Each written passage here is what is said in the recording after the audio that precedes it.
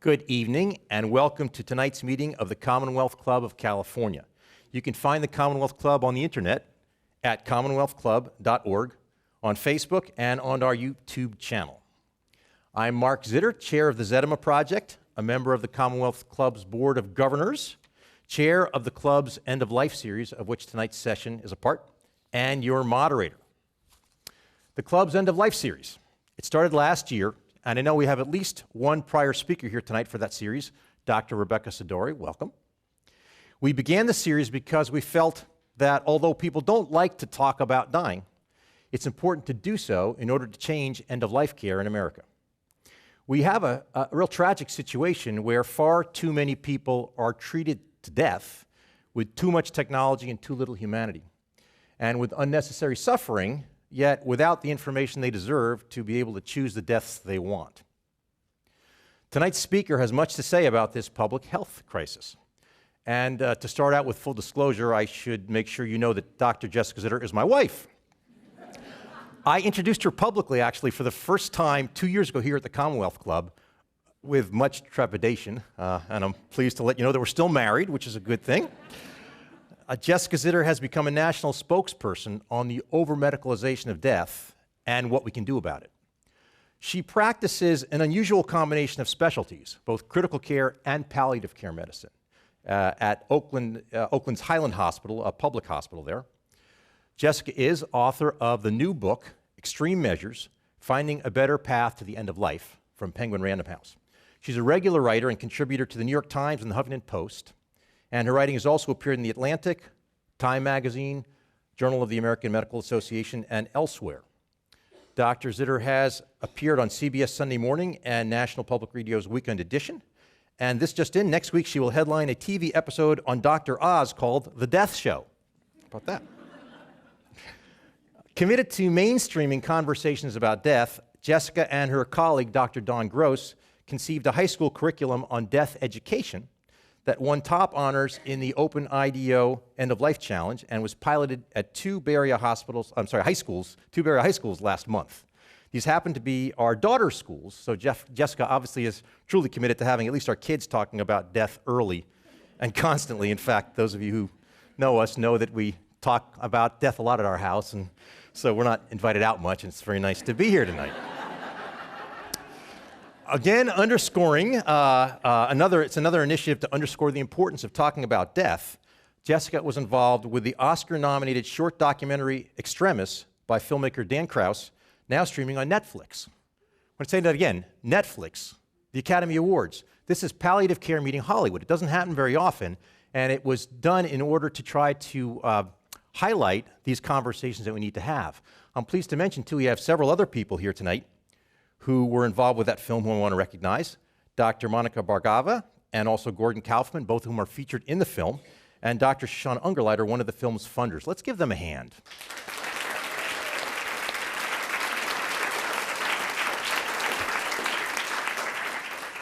Really important, but to talk about this and to do everything we can, but when you've got this streaming on 190 countries to millions and millions of people, it really has an impact. And for that reason, I would like to just play you just the trailer for Extremis. How many people here have had a chance to see Extremis? Good. Many of you have. Terrific. It can give you the trailer, just a quick and graphic sense of the challenges that patients and their families and their care providers, the healthcare providers, face in these difficult end-of-life decisions within the intensive care unit. And for those listening on the radio or on the podcast, you can see this trailer easily by searching on the internet. It's on YouTube for Extremis trailer. That's E-X-T-R-E-M-I-S. Here we go.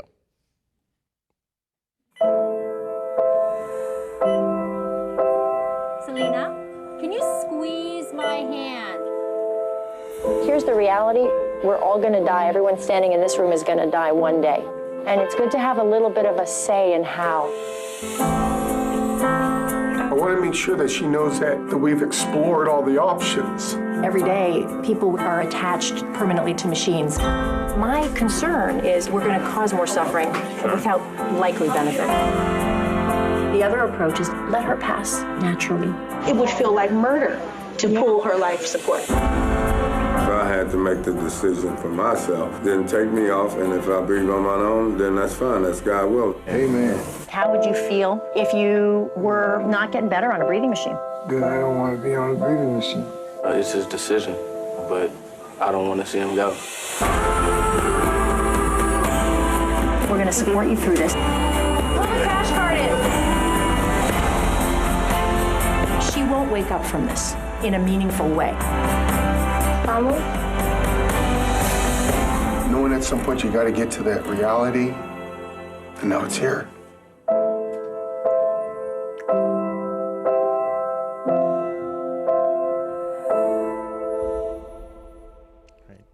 Please help me welcome Dr. Jessica Zitter.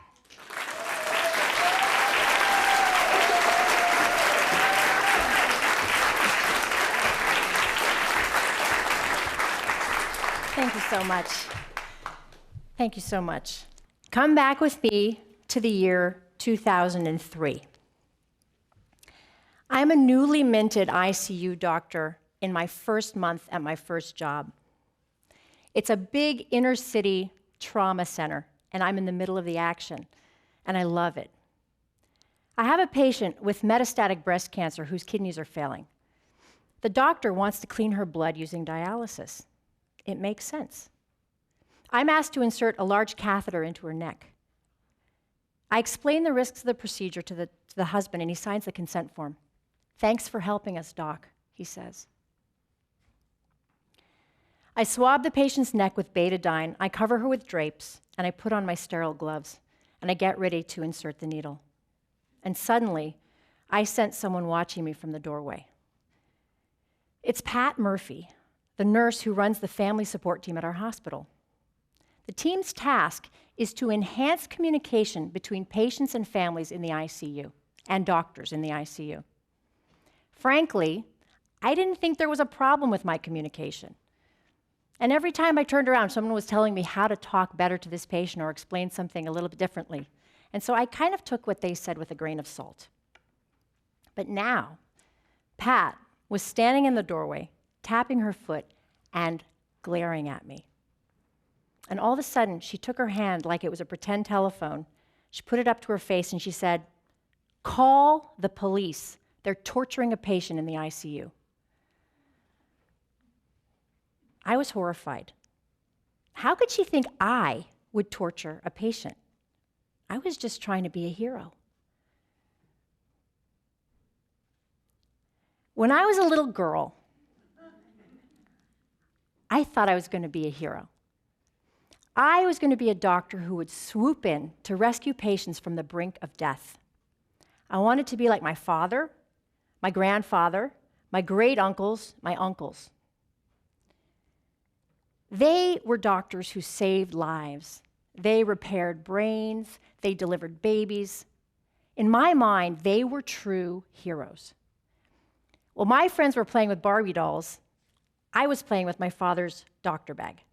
I spent rainy afternoons splayed out on the floor exploring its mysterious treasures. And this was much more than a game for me. Those afternoons gave me a taste of what it was going to feel like to be a doctor. And as I got older, I outgrew my fascination with my father's doctor bag, but I never outgrew my fascination with the idea of saving lives. And so I decided to pursue training in what I thought of as the most heroic of the medical subspecialties, pulmonary and critical care medicine. There was one day in my first year of training that I will never forget. I had just started my internship at a large hospital in Boston. It was 5 p.m., and I was post-call with 21 really sick patients. And I'd gotten 15 minutes of sleep the night before and was running on fumes. I was in one of my patients' rooms when I heard the words that I had been waiting for. Code Blue, 11th floor. I was being summoned to save a life. Before I go any further, I should tell you that I had been waiting for this moment for years. Codes are the ultimate symbol of life-saving. Medical students prepare and rehearse for them over and over again. I would pull my dog-eared code study cards out of my pocket whenever I had a spare moment and go over them over and over again. I'd gotten to the point where I could handle any kind of cardiac arrest in my sleep. V-tach, V-fib, pulseless electrical activity, bradycardia. So now I ran out of my patient's room and I sprinted up the stairwell, and I was pumped full of adrenaline.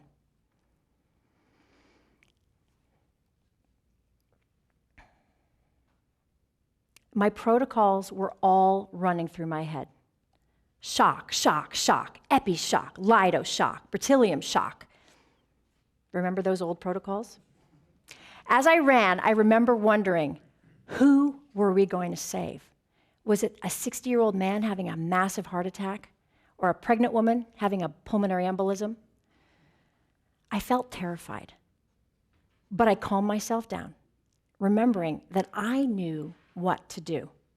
I had memorized these protocols backwards and forwards, and now I was finally going to get a chance to put what I had learned to good use.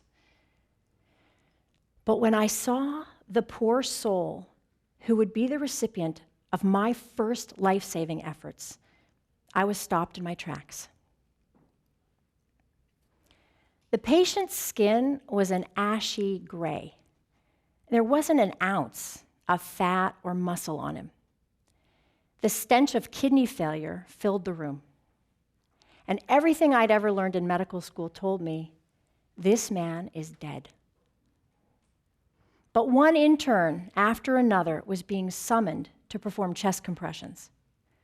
I heard a crunching noise, and the resident next to me whispered, "The whole chest is broken." Suddenly, the resident in charge shouted, "Jessica, relieve Dara." I climbed up on the bed, and I knelt over the patient, and I locked my hands together, and I began to press on his brittle chest wall. I felt bone grinding against bone under my palms, and I was horrified. My resident said, "More epi," and then, "Try another atropine." Then he asked the recording nurse, "How long have we been at this?" 22 minutes, she said. "Let's give it another 8 to make it a full 30. I'll never forget those minutes. They crawled by. With every compression, the patient's chest clicked like an old clock.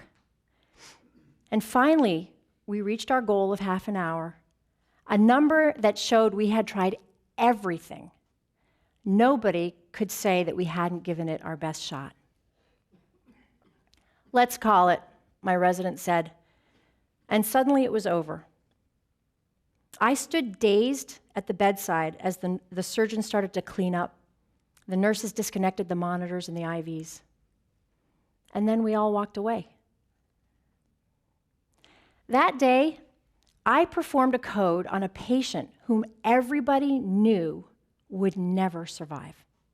That man was so frail, so beyond recovery, and yet there we were at the end of his life, battering his body. I had expected to feel like a hero, but I didn't. I felt ashamed. The next few days were tough. I told myself over and over again, code blues like that come with the territory. Get used to it. And so I kept going. And every time a patient's condition deteriorated, I followed my protocols and I escalated medical interventions no matter what the prognosis was. And now sometimes it worked. And I'd felt that thrill that I imagined as a young girl. But more often, code blues left me feeling disconcerted. And it would take another 10 years and Pat Murphy accusing me of torture before I figured out why. So let's come back to that moment. Pat is shouting, "Call the police!" And suddenly, out of nowhere, a wave of shame hit me. It was the same feeling I had after that first code blue. Because I'm realizing what I'm about to do, it's not going to help this woman. It's not going to stop her from dying. It's just going to hurt her. But the dialysis nurse was right outside the room with the machine, waiting to connect it up. And the husband was in the waiting room, waiting for me to be done with the procedure. And the medical student was gowned up and waiting for me so that he could watch and observe this procedure. And I felt I just had no choice. And so I inserted the needle. Months of scrutiny by Pat and her team had gotten through to me. My beliefs were changing, and I didn't realize it until that day. Putting in that catheter didn't improve my patient's life, but it changed mine. That's Pat. Within a few days, I stopped seeing Pat as my nemesis, and I made her my teacher and my friend. She introduced me to what was then the relatively unknown field of palliative care. This was 2003.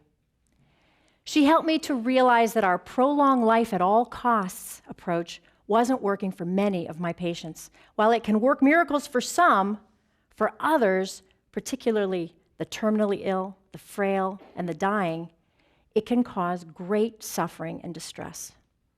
And yet, we tend to use it indiscriminately on everybody, by default. I'm convinced that the hero paradigm that originally drew me into medicine is failing our patients and their families. And I think it's failing doctors and other healthcare professionals too. And so I'm here to advocate for a new model of heroism. But to understand the new model, we must first take a good, hard look at the old one.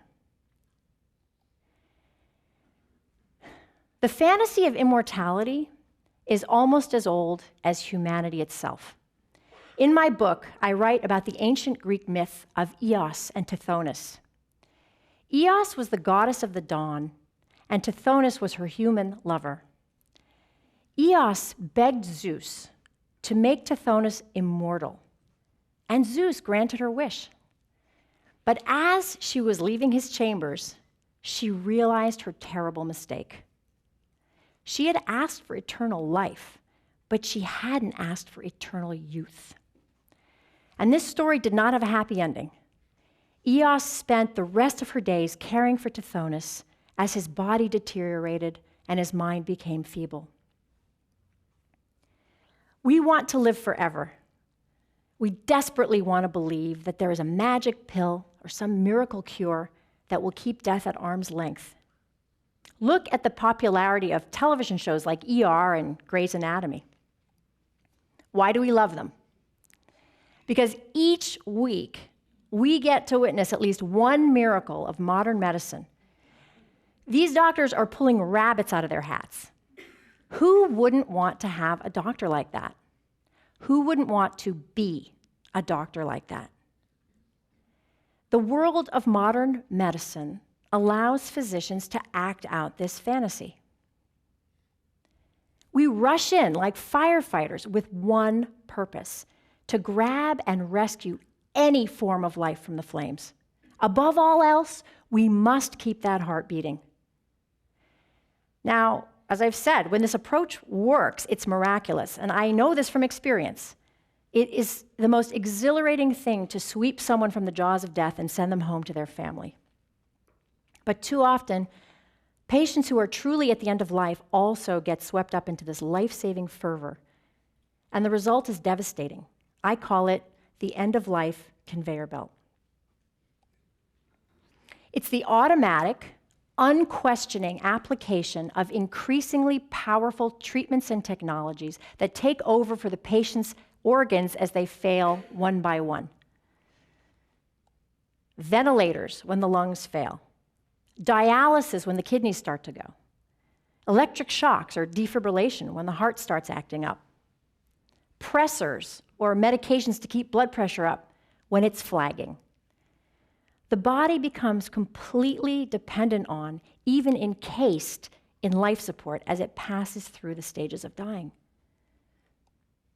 And the final stop on this end-of-life conveyor belt is not pretty. Long-term acute care or ventilator facilities. If you were to visit one of these facilities, you would see patients with tubes in every orifice, their arms tied down to prevent dislodgement of the tubes. And they go back and forth to our ICU to deal with a rotating set of increasingly serious infections that are the result of foreign objects permanently lodged in unmoving bodies. And as their deaths get stretched out, technology prolongs their suffering and increases their isolation. The term chronic critical illness describes patients who will be so debilitated as to require full-time care in institutions for the rest of their lives, often on mechanical support. A 2015 study found that of 3 million ICU admissions, 8% or 250,000 met the criteria for chronic critical illness. And the elderly are at much higher risk for this condition, and as our baby boomer generation is aging, the number of patients with this diagnosis is expected to skyrocket. So we're caught in the middle of a perfect storm. We have an unattainable fantasy, and we have the technology to chase it. We focus on keeping the organs alive, but we're looking past the patient in the bed. Did you know that 80% of people want to die at home, but only 20% actually get to do that? The rest are dying in hospitals, nursing homes, and healthcare facilities. 30% of people spend days in the ICU before they die, and that number's rising. And more than 60% of people are dying in pain, most of them needlessly. That's not the way I want to die. And most healthcare providers I know agree with me. Some of my colleagues have actually threatened to get a "do not resuscitate" tattoo on their chests. And then, a few years ago, at a medical conference, I heard an ICU nurse say, "They're not touching me. I got a tattoo." And I looked at her skeptically, and she showed me this.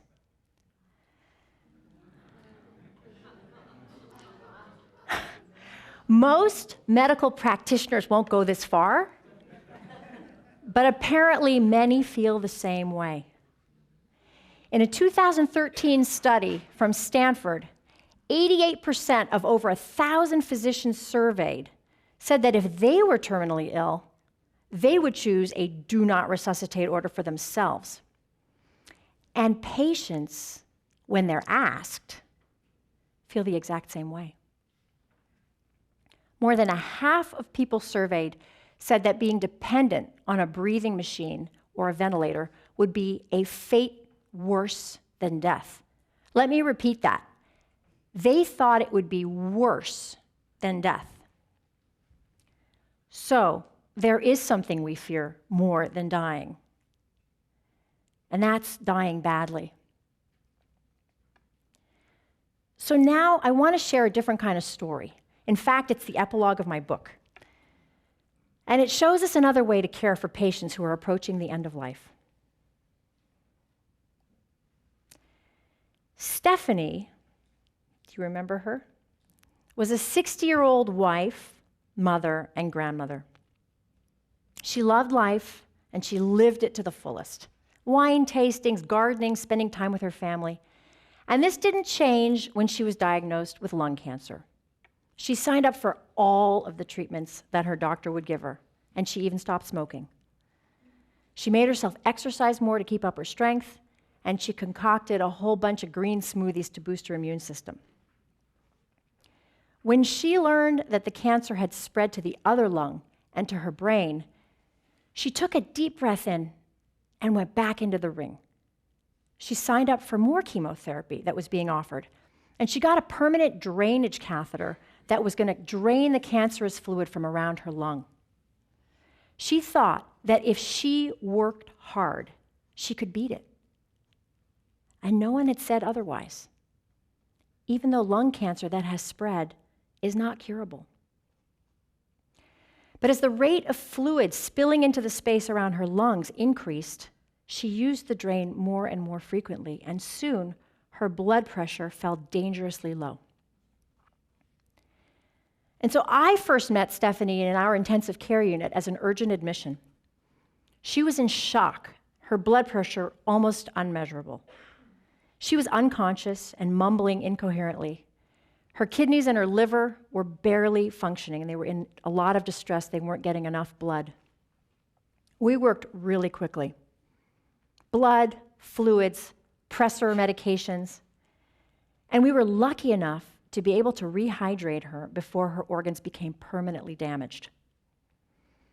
She woke up again slowly. And when we stood outside her room the next morning on rounds, my resident ran through all of the organ systems. They were all improving. This was success. We had saved her. Everybody was excited. But even though I wanted to celebrate with this family and send them on their way upstairs to the waiting bed on the regular hospital floor, I couldn't. Chemotherapy hadn't worked, and this cancer was just going to continue to worsen. Our fix wasn't going to change that. Yes, we had pumped up her blood pressure, but like a leaky tire freshly pumped full of air, it was only a matter of time before it would deflate again.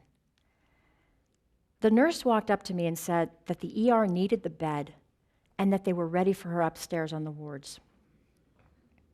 But she looked at me, and I looked at her. I shook my head. And the nurse knew what I was thinking. We've got to tell her the truth. She nodded. I'll wait to call report. Stephanie's daughter, Becky, was giving her a pressure point massage when I walked in. And it was like she was a manager getting her boxer ready to go back into the ring. We're ready to get back in there and fight, Becky told me. Bring on the chemotherapy. Stephanie looked tired, but she nodded. I took a deep breath, and I sat down on the side of the bed. Becky looked at me warily, as if warning me to keep it positive. In fact, they had a sign up in the room that said, "Good News Zone." Literally. I was really nervous. What would they say when I gave them the bad news? Would they be crushed? Angry? Would they feel like I'd failed them? It almost felt cold and uncaring to focus on the negative when we had just had a win. Why couldn't I let them be happy for a while? They were tired, they were exhausted. Didn't they deserve a break? But I remembered Pat and how she had held me to the truth and made me practice breaking difficult news over and over. And so I took a deep breath and I began. I explained that it was only a matter of time before Stephanie's organs would fail again. The next time, she probably wouldn't be this lucky. I explained that if we continued along this aggressive path, there was a very high likelihood she would die on machines. When I said the word die, Becky glared at me. Her hands paused. Stephanie's mouth, the corners of her mouth drooped down, and I wasn't sure if she was about to cry or yell. And then they calmly kicked me out of the room. "Please leave," Becky said. I felt shame. I was not the doctor they had been hoping for. I wasn't their hero. 2 days later, I went upstairs to check on them. They were on a floor team now, and I was no longer responsible for the case. But I worried that I had upset them, and I wanted to check in, and I was dreading it. But when I reached the room, I got a big surprise. There was Stephanie, sitting in a wheelchair, smiling. She was talking to her daughter on an iPad, which you'll see in a second because I have a clip of it. And it looked like she was getting ready to go home. And it turned out they had done a complete about-face. So here's a clip of that moment. Looking at my bed set up in my living room at home. Yeah. And it's one of the hospital beds, but my daughter has got it fixed with my quilt from home, which is my favorite one to sleep under. And here's the dining room where we can all sit and visit, and then right next to it's the room with the bed and everything. So if you're tired, you can just lie down and your whole family's around you. And still be, the dining room table has room to extend out so everybody can come and still visit, and I cannot wait to get home. You tell me what bottle of wine you want, Mom. I'll crack it open, let it start breathing right now. That's right. Well, I'll tell you what, I want something nice, so we'll start with a light red one, and then we'll also pick a heavier red one for later in the evening. Do the things that we love to do. He retired early. My daughter's quit her job so that we can, my son said, I can take a day here, I can take long weekends, I can meet you, I'll fly wherever you are, you know. Fabulous. So that we can spend this last year doing the things that we love to do. I had no idea that I had choices or the power to say, no, I don't want to do this, I want to do this, or I didn't know these options were out there. I want to drink a glass of wine. Have a glass of wine, good. Fruit, little cheese, sit at my dining room table, Aww. and talk with my friends and my family. That alone brings me back into my social life. You mean you're not going to want to sit here in this bed here? No. Joe, what do you think? Ever done. It's bringing power to people like me that I didn't know I had that kind. I didn't know until a doctor know. Yep. Well, I didn't, you know. Yeah.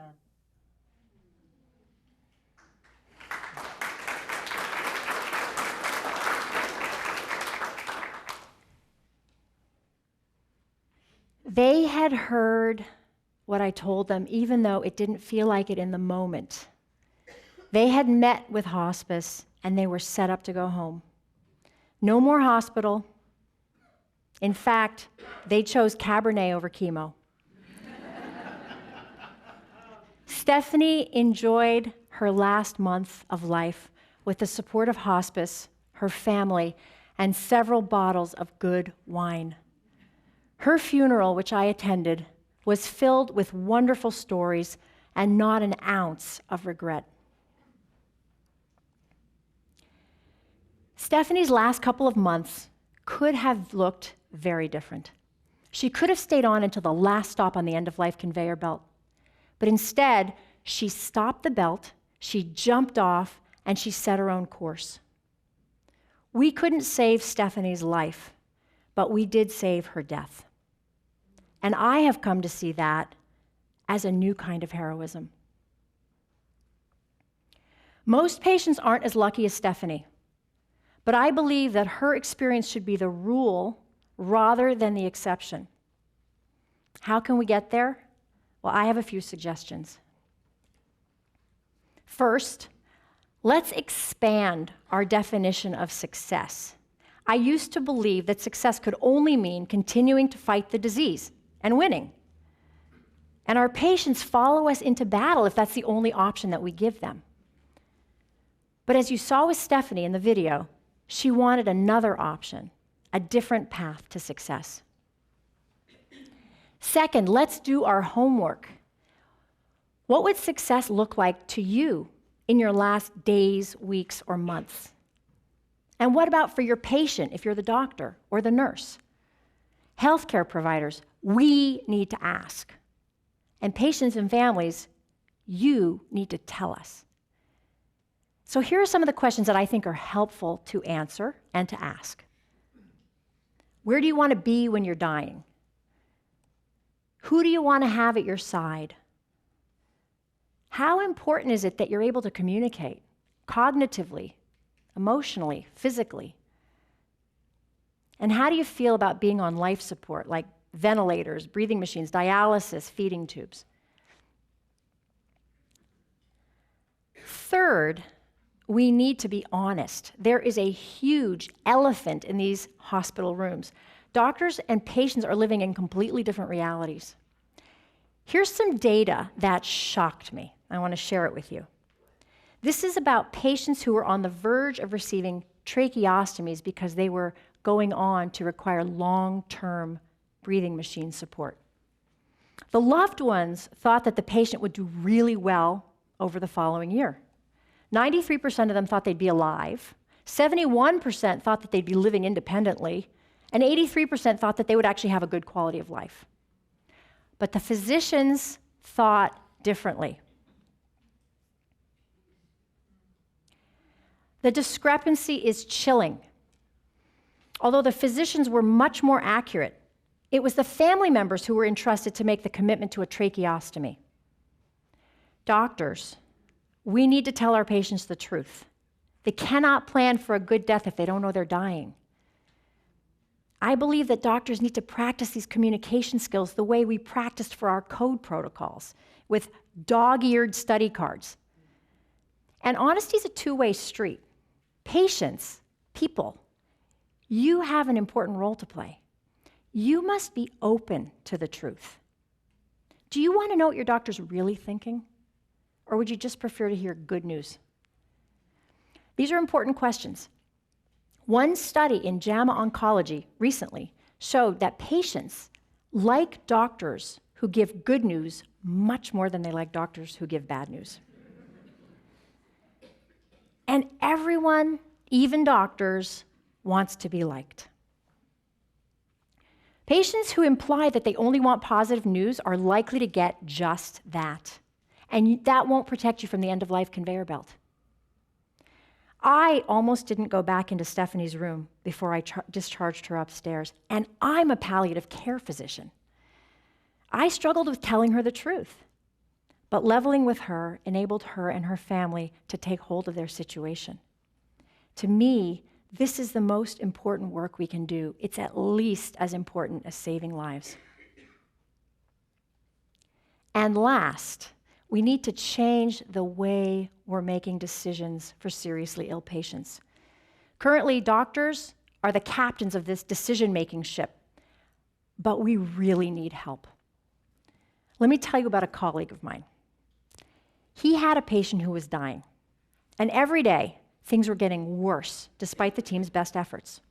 But they were in full court press mode. This was a young patient, and they wanted to give him every chance of surviving. But over several days, it was becoming clear to my colleague that this was not something that would turn around. They were not making progress. And he suggested a change of approach to his team. But everybody remained silent. He confessed to me later that he felt judged and alone, and he worried that he thought that they might think he was weak. And then he did something ingenious. He took a loose leaf sheet from his binder and he ripped it up into 8 equal pieces, and he passed one out to each person on the team. He asked each person to write anonymously on their sheet of paper on a scale from 1 to 10 how likely it was that this patient would make it out of the ICU. And guess what he discovered? The entire team believed that this patient would never leave the ICU and that he would die on this admission. But nobody was willing to say it out loud. The stigma about giving up is that oppressive. You wouldn't suspect that my colleague, a highly experienced ICU physician, would need emotional support from others, especially his trainees. But he did. And I've been there too. You've already heard me talk about how I placed that catheter in a patient's neck even though I knew it wasn't going to help her. When you're an ICU attending, everything is propelling you in the direction of life-saving. You're revved up, and so is your team. You feel locked in, even when things are dawning on you, when it's dawning on you that things aren't going to turn around. If there's a culture of conversation and reflection, you might have a better chance of steering the direction of care in the appropriate way. So doctors should not be making these tough decisions alone. But another argument for more collaboration is that one person can't possibly know everything there is to know about a patient. Are there any ICU nurses in the audience? One who I work with. In my experience, it's usually the nurse who knows the patient the best. You're at the bedside, minute to minute. You know a lot more than I do about really important things. The patient's pain and anxiety, the family dynamics, the overall stage of acceptance of illness. But too often, This gold mine of information is going untapped. Bedside rounds are busy. We all have different roles. The doctors are focusing on writing orders, the nurse is administering them. We're focusing on keeping hearts beating, and we're ignoring crucial information that nurses, chaplains, social workers, and other healthcare professionals have about the patient. And let's not forget the most important source of information, the patient and the family. So it's true that in emergencies, we do need roles to be clearly delineated, to have one designated person leading the charge. But most of what happens in an ICU is not an emergency. And it was a nurse, Pat, who taught me how to be the doctor that I strive to be. So if we stick to this hierarchical approach, where the doctor's driving and the patient is in the back seat and everyone else is coming along for the ride, we're just going to keep making wrong turns. And more patients are going to land on our end-of-life conveyor belt. So these 4 steps will go a long way towards creating a healthier ecosystem for all of us, not just for patients and families, but for the healthcare providers caring for them. And this new system, this new heroism, will allow more people to die like Stephanie.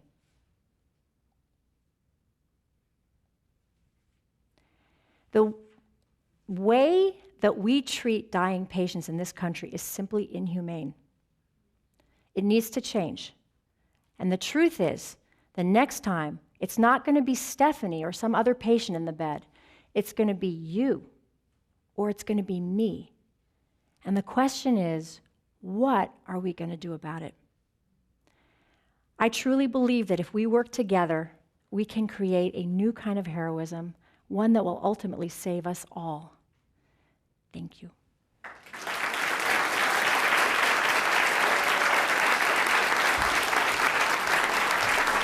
You have a seat here.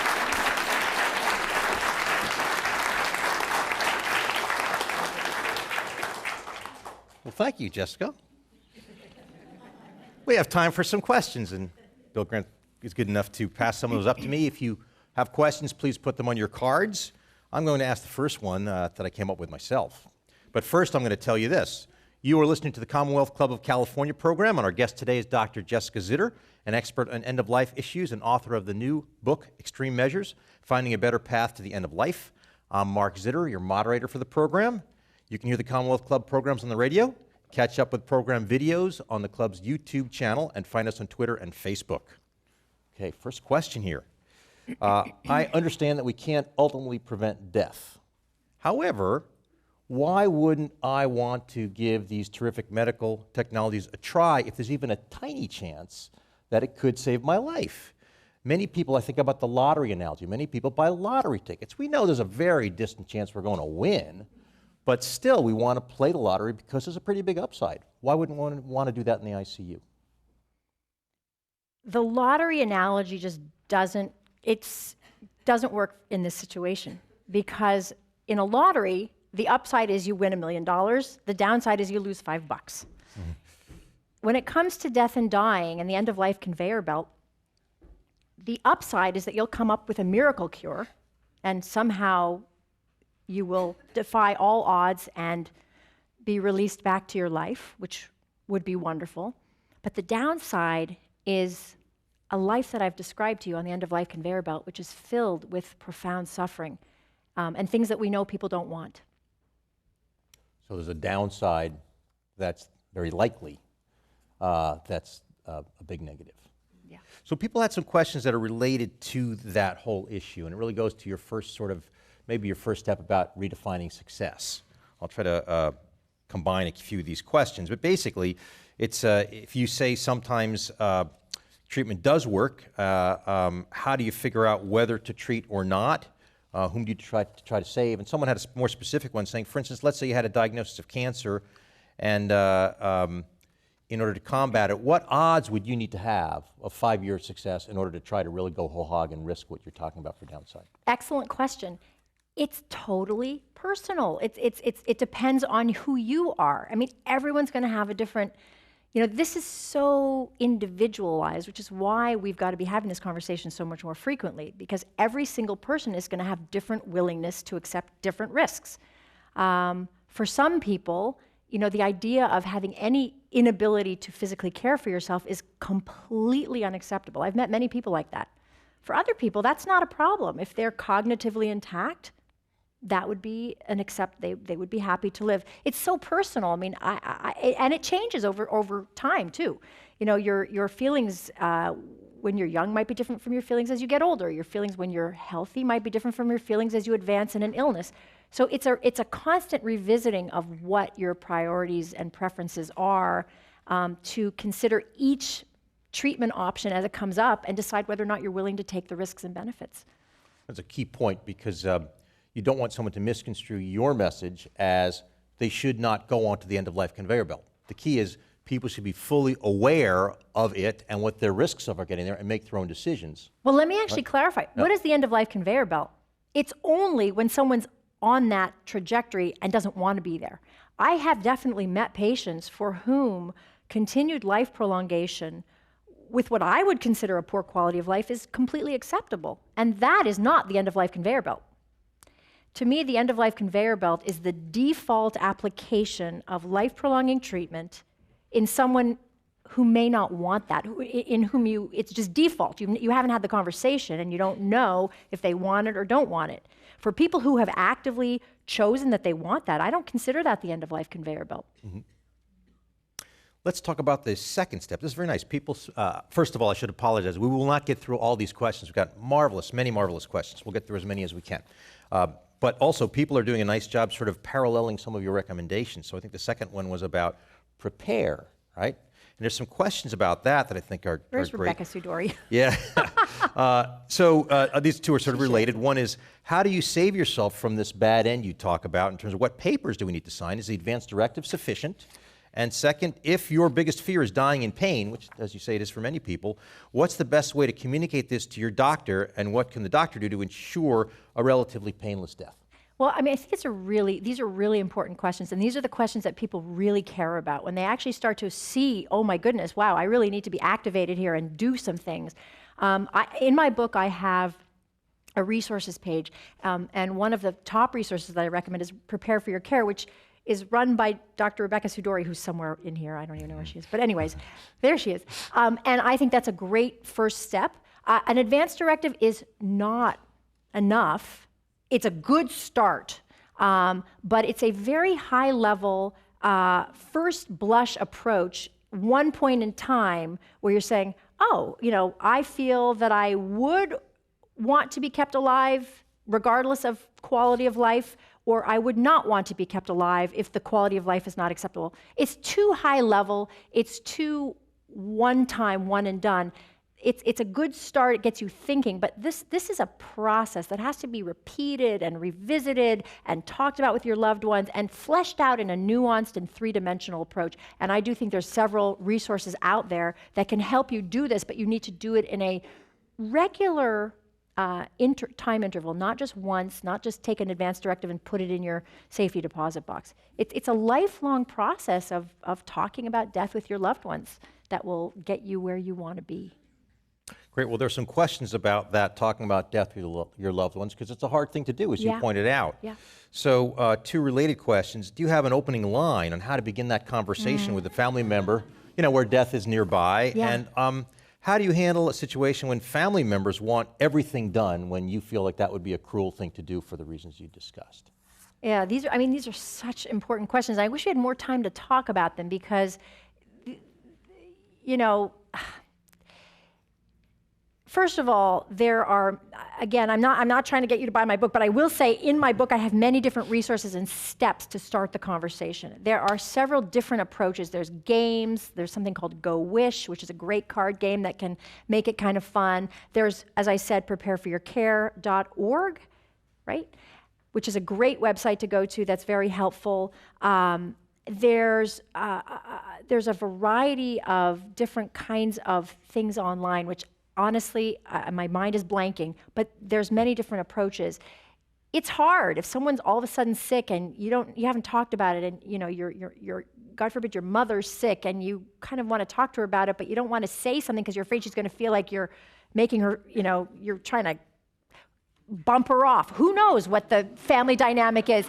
It's tough, but I would say you err on the side of talking about it. I've talked about it with my parents who don't love to talk about it, but as we've talked about it over the years, because I've been writing about this stuff, they've gotten more comfortable. Even my father sometimes talks about it with me. But you have to just start. And I would recommend starting early before people get sick, before people get older. This is something that should be happening in high school, in young newlyweds. Dawn Gross, who's not here, one of my colleagues, does it every year on her wedding anniversary with her husband. It's got to be pulled in. We've got to make it part of our life, part of our lifelong discussion. It's hard to start it when someone just gets sick. Then it is more sensitive. You're right. Yeah. Was that answering that question? I think so. And the flip side, or but the far end is a question about: have you or your patients' families ever regretted the decision when they say, "Okay, I'm going to leave the end-of-life conveyor belt. I'm going to have a peaceful death," and so forth? Have they ever regretted that decision? I've never known anybody to regret it. I don't know if any of the other physicians in this room have.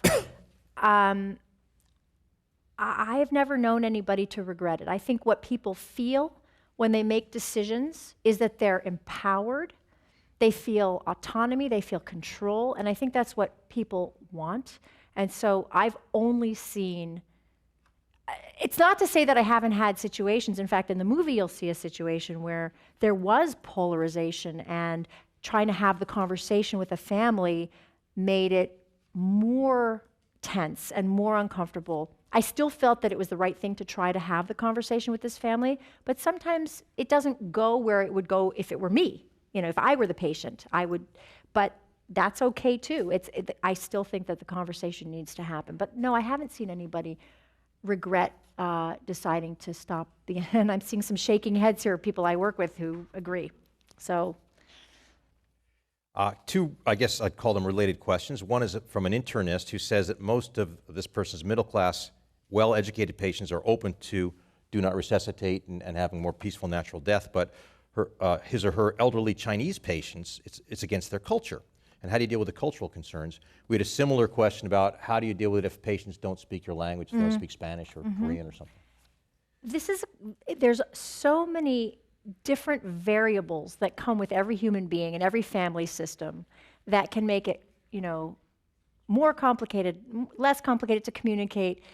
I'm going to be honest with you, I haven't found, there's some tendencies, cultural, religious, but in general, people say to me, "Oh, do religious people always believe in miracles and not want to stop treatment?" No, not at all. I don't know of any real variables, whether they be racial, linguistic, religious, that have made all of one group feel a certain way. And I have always felt that there's so much variability that you never know what you're going to find, and the conversation should happen.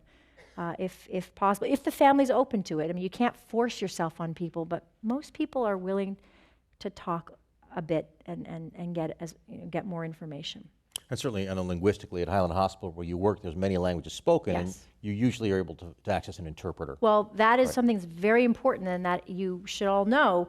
We must get interpreters. It's, sometimes we just can't find an interpreter, but we have very good interpreter services, and you really, there have been a few times when I have not done what I should do, and maybe I've used a family member to interpret, and that's not ideal. You really need to have a professional interpreter doing the interpreting, and I think that's sort of best practices approach. Mm-hmm. So if you know somebody who speaks a different language, they should be insisting on having professional interpreters in the room. It's very, very important, and these are very important conversations to get right. And going through family members can be can garble the message. Okay, here's someone who totally buys your story, hook, line, and sinker, says, "Great, I want to create an advance directive that assures I get what I want, and if I'm in a car accident, I'm healthy now, but if I'm in a car accident or something else and go somewhere, how can I make sure?" You just said advance directives are only a starting place. What do I do? In my opinion, the most important thing, I think an advance directive is important, so I'm not saying don't do an advance directive. I think it's a good first step. If you're going to be going by advance directives, do advance directives with some regularity. Do them yearly, and then more frequently if you're ill, or maybe starting out when you're young and healthy, do them every 5 years. But do not think of it as a one and done. It's not a one and done. The other thing, and more importantly, is tell your loved ones. Figure out, and this is part of the very important role of an advance directive, identify who's going to speak for you. That's important. Who is the person who you trust to speak for you if you can't speak? Who understands your preferences and your values? You have to have somebody who's going to speak for you if you can't speak. So that person needs to be identified, and that's what you do on an advance directive or on Prepare for Your Care or other websites like that. Get that legally done, figure that out. Don't leave it to chance. Find that person and then make sure that that person knows what you care about and what's important to you, so that if they're acting as your surrogate, they're really doing the best possible job of getting you what you would want if you could speak. I'll just add one other thing that we've seen increasingly, and that is people who pick up their phone, talk into their phone about what they would want for 2 or 3 minutes, and put it in their medical record. And it's very convincing, particularly when you have that brother who you haven't talked to in a while who flies in from out of town when you can't talk for yourself and says, this is what we should do. And the doctor can actually see, no, you giving your wishes in your medical record. So that's technically very easy these days. And Well, it's easy, but how do you make sure it gets accessed? Right. Because we have, people fill out advance directives or POLS forms, and they frequently don't show up, and or a POLS form shows up after someone's, I haven't talked about a POLS form, is a physician order for life-sustaining treatment, something that's, it's an active doctor's order that says, do not resuscitate this person, do not intubate this person. We frequently have patients for whom those forms don't show up until after they're intubated. So you have to make sure that it's really, you don't just do it, or you don't just do your advance directive and put it away, or you don't just do your recording and have it on your phone. It's got to be, people have to know it's there, and it has to be clear to your family that it's there. So no, this is not necessarily representative, but because you work at an inner city hospital and so forth, but how often for your patients is there an advance directive accessible for you to use? Never. Almost never. Would you, what? Rarely. Rarely. Very rarely. Really? And Okay. even in what's the percentage? I mean, 18% of people have advance directives, Rebecca. It depends. 20 and 50%. It's low. And if you do have it, you've done the first step of your homework, but not all of it. It's an important first step, but. Okay, we had some questions about some of the maybe possible darker motivations about this, why people keep treating people to death. To what degree are there concerns about legal liability for doctors, and to what degrees are there financial incentives? Yeah, well, I think they're both real. Luckily, I have never worked in a place where I have felt any financial, I don't get compensated, but I will say that I still do billing. Okay, even though I don't personally get paid more if I do an extra bronchoscopy or if I do an extra line, I still check off a box at the end of the day when I'm doing my billing. That affects you. I'm not getting paid for it, but it's making me feel like I'm doing something valuable. And so I will say something political, which is we just started paying at the beginning of 2016 for doctors, a tiny amount, by the way, for doctors to be able to check off a box and say, I had an end-of-life conversation with somebody. It was $68, I think, for a half an hour, but it was something. And it was that, again, it wasn't about the money, because it was that checking. I was like, oh, I did that. Okay, that was valuable. That's valued. Guess what? Representative Steve King of Iowa or Idaho or something is now trying to get that repealed. That would be a major step backwards. Yeah. Maybe somebody you want to talk to. Maybe he needs to see your movie. So forth there too. There were several questions here. There were a couple of questions here about sort of academic medical centers, believe it or not. And do you think that physicians in teaching hospitals or academic centers are more or less likely to have these difficult conversations? Or do you think that's not a relevant variable? I'm not going to say the name of this hospital, but it's a very famous hospital in Boston. Well, there's a few of them, remember, so yeah. And my uncle was just in the intensive care unit. He was very sick. And my aunt, who's a very educated PhD from Harvard, came to my talk last week in Boston. And she said, listening to you talk, nobody talked to me about anything at the fanciest of hospitals, okay?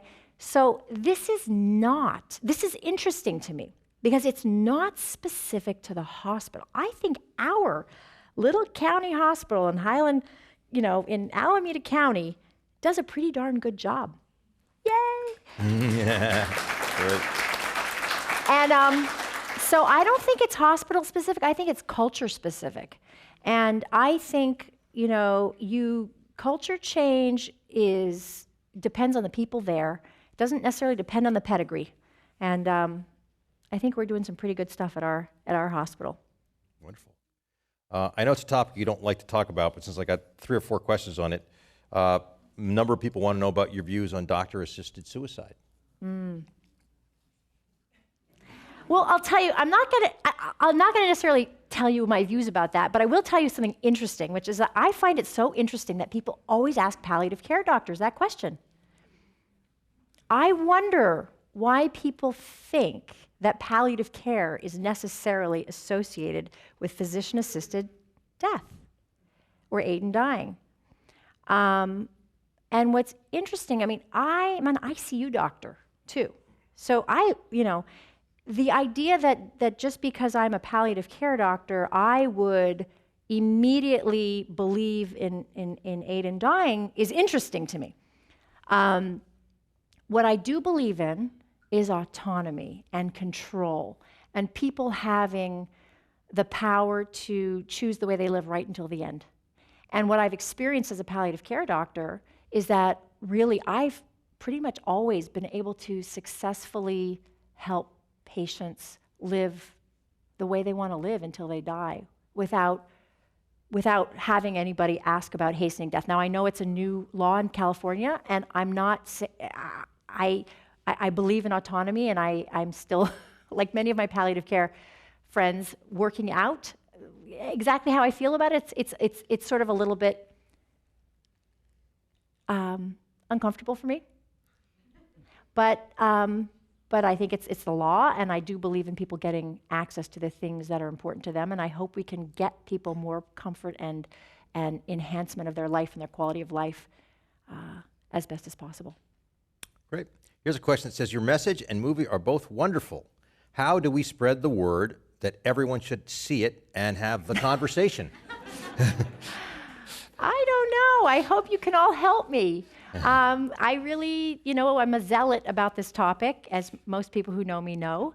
And I really believe that this is just going to it's a sort of a grassroots movement of empowerment. I think we all want that. There are many of us in this room who are working towards that, and you can all help us. That's how I would put it. Great. Well, unfortunately, we've come to the point in the program where we have time for just one last question, and I'm going to take moderator's prerogative and ask it. How has your work in palliative care changed the way that you think about your own death?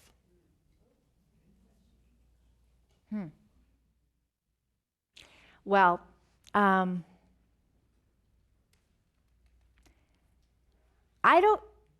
of the things that is interesting, again, as a palliative care doctor, is that people always think I want to talk about death. Oh, I just read this great article about death, and I don't particularly like death either. I'm sad when I talk about my own death. I'm sad when I think about my parents dying. Death isn't something I love or I'm attracted to, but I do know, and maybe this is my ICU training coming out, how important it is to maintain control of your life and not hand it over to someone else or some protocol.